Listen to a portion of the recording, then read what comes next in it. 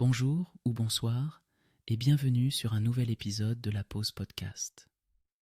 On se retrouve aujourd'hui pour un voyage fascinant à travers le temps, l'art et l'innovation, avec un object qui, bien qu'apparemment simple, a marqué l'histoire de l'écriture et de la créativité, le presse-papier.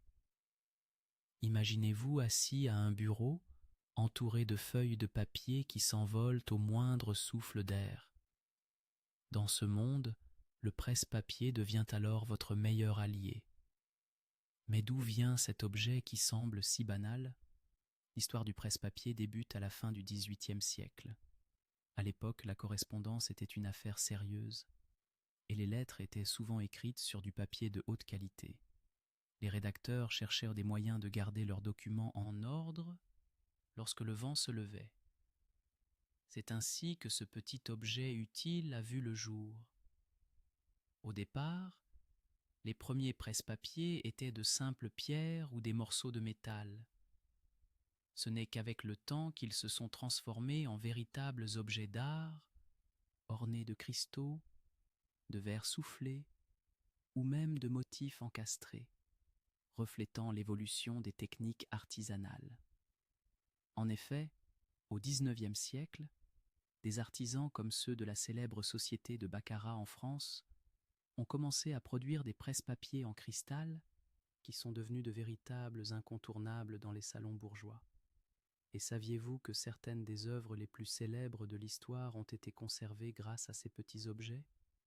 Des billets de page aux esquisses d'artistes, rien n'est trop précieux pour un presse-papier bien choisi.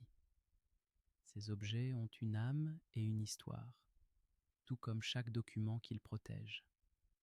Alors, la prochaine fois que vous poserez votre main sur un presse-papier, rappelez-vous que celui-ci a non seulement une fonction, mais il est aussi le témoin silencieux de nombreuses inspirations et idées qui ont traversé les âges. Son utilisation transcende le simple besoin matériel. Elle touche à la créativité et à l'expression personnelle.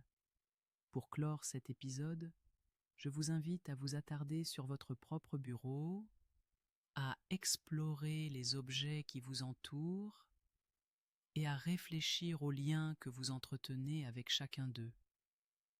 Et qui sait, peut-être que votre prochain presse-papier sera celui qui vous inspirera à écrire votre propre histoire. Merci de nous avoir rejoints pour ce moment de détente et de découverte. N'hésitez pas à nous dire ce que vous pensez de cet épisode et à partager vos propres expériences avec ces objets si chargés de mémoire. À très bientôt pour un nouvel épisode de la Pause Podcast.